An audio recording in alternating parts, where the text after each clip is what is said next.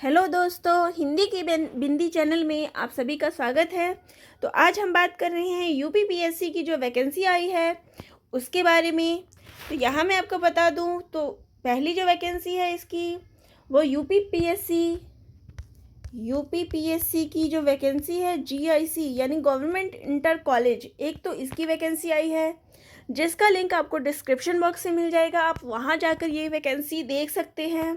इसकी जो last date है वो है 22 जनवरी और आज जो मैं आप सभी को बता रही हूँ वो है सेम यही असिस्टेंट प्रोफेसर की ही भर्ती है, लेकिन उसमें जो है 2 परीक्षाएं होंगी। जो जीआईसी के अंतर्गत है उसमें 2 परीक्षाएं होंगी। कई सारे विद्यार्थी इस चीज़ को लेके कंफ्यूज हैं कि दोनों परीक्षाएं सेम हैं या अलग अलग हैं।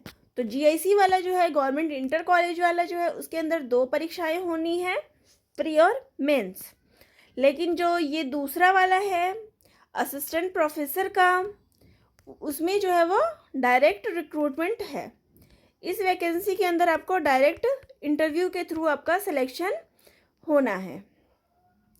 इसमें डायरेक्ट इंटरव्यू होना है, उसके अंतर्गत आपको इंटरव्यू नहीं होगा, परीक्षा होगी। इसमें आपका डायरेक्ट इंटरव्यू होना है बस। हाँ, एक और बात जाननी ज़रूरी है कि अगर नंबर ऑफ़ एप्लीकेशंस की संख्या यानी कि जो बहुत अधिक अगर नंबर ऑफ़ एप्लीकेशंस रहते हैं तो वहाँ पे एक स्क्रीनिंग टेस्ट लिया जाएगा और फिर उसके बाद स्क्रीनिंग टेस्ट होगा। पहले सबका मार्क्स के अंतर्गत देख लेंगे कि इसका क्या है और उस हिसाब से वो बेस्ट जो होंगे उनके हिसाब से जिनको बुलाना चाहिए फिर वो अपने हिसाब से उनको बुलाएंगे इंटरव्यू के लिए।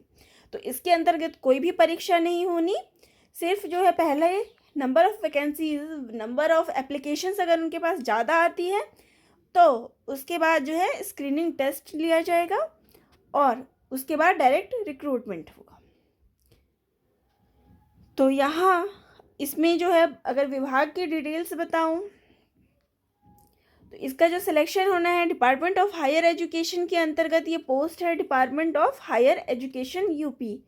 Selection through direct interview for the post of assistant professor in government degree colleges of UP in the following subjects. ये जो है वो जनरल रिक्रूटमेंट है। Nature of the post gazetted या temporary but likely to be permanent. तो ये जो है वो टेम्परेरी एक पोस्ट निकली हुई है, लेकिन बाकी सारी जो है जैसे कि पे स्केल वगैरह हो गई, ये सब जो है वो परमानेंट के जैसे ही इनको दिया जाएगा। इसकी जो एज लिमिट है वो है 21 से 40 वर्ष। अब सब्जेक्ट देखते हैं कि कौन कौन से विषय में इसका निकला है। इकोनॉमिक्स है, टोटल वैकेंसी इसकी 5 है। हिस्ट्री में 6 वैकेंसी है, उर्दू में 2, इंग्लिश में 10, मैथ्स में जो है वो 7 वैकेंसी है, होम साइंस में 1, जियोलॉजी में 5, फिलॉसफी में 1, जियोग्राफी में 4, फिज़िक्स में 2, साइकोलॉजी में 5 है, केमिस्ट्री में 4 है, पॉलिटिकल साइंस में 8 है, बॉटनी में 13 है, कॉमर्स में 21 है, उर्दू में 5 है।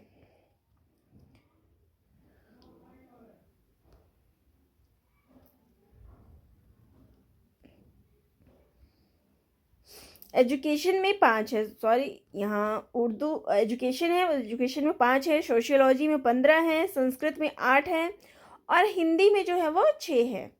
तो टोटल नंबर ऑफ़ वैकेंसी जो है वो है 128। तो क्वालिफ़िकेशन इसके लिए क्या है? Good academy record.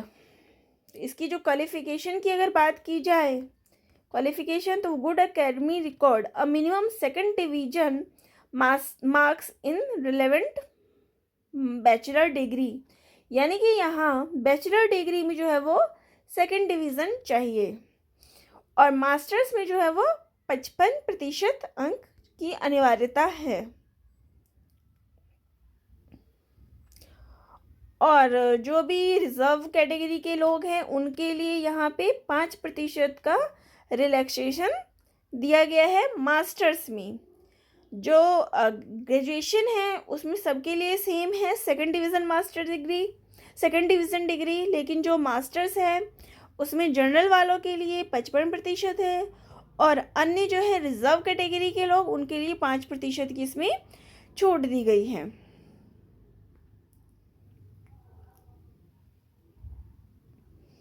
और 5% की छूट जो है वो PhD डिग्री होल्डर के लिए भी दी गई है। इसके अलावा अगर जो मास्टर्स की डिग्री कंप्लीट हो जाती है तो उसके अलावा जो नेट है वो एग्ज़ाम सबका क्लियर होना चाहिए। The candidate must have cleared national eligibility test by the UGC और द CSIR। तो नेट सेट क्लियर होना चाहिए, सेट क्लियर होना चाहिए या फिर PhD डिग्री होनी चाहिए।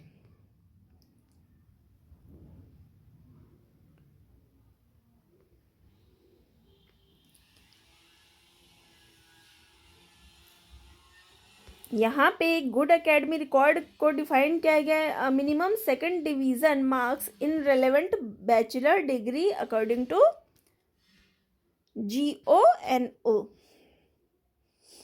तो यहाँ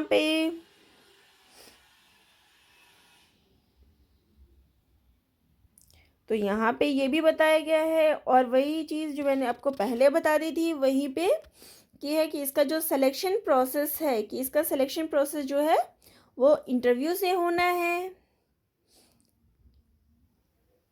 तो शॉर्ट लिस्टिंग की जाएगी स्क्रीनिंग टेस्ट के थ्रू। तो सभी का पहले शॉर्ट स्क्रीनिंग टेस्ट लिया जाएगा। स्क्रीनिंग टेस्ट के थ्रू सबका जो है शॉर्ट लिस्टिंग किया जाएगा कि किन किन को स्टूडेंट को बुलाया जाए। तो ये जो थे वो तो दोस्तों ये था हमारा UPPSC का जो असिस्टेंट प्रोफेसर की भर्ती आई है। तो उसके बारे में मैंने बता दिया आपको, दोनों परीक्षाओं के बारे में बता दिया कि GIC क्या है और ये वाला जो प्रोफेसर का वो भर्ती है ये क्या है। तो GIC के अंतर्गत आपको मेंस और प्री देना होगा, 2 एग्ज़ाम होंगे और उसमें डायरेक्ट भर्ती है, उसमें इंटरव्यू नहीं है। तो उसमें हमें मुख्य परीक्षाएं देनी हैं। जो GIC है उसमें 2 परीक्षाएं होंगी और उसके बाद डायरेक्ट भर्ती है। लेकिन जो ये असिस्टेंट प्रोफेसर की जो ये वैकेंसी है इसमें डायरेक्ट रिक्रूटमेंट है, यानी इसमें इंटरव्यू बस लिया जाएगा, इसमें कोई परीक्षा नहीं होनी है। तो ये दोनों के बीच जो है वो डिफरेंस है। तो अब आप सभी को पता चल गया। तो इसी प्रकार से चैनल को दोस्तों जिन्होंने सब्सक्राइब नहीं करा है वो चैनल को सब्सक्राइब ज़रूर करिएगा। इसी प्रकार से नए नए वीडियो देखने के लिए बेल आइकन को ज़रूर दबाइएगा। अभी भी आपके मन में कोई डाउट हो तो कमेंट बॉक्स में कमेंट ज़रूर करिएगा। तो दोस्तों आप सभी का बहुत बहुत धन्यवाद।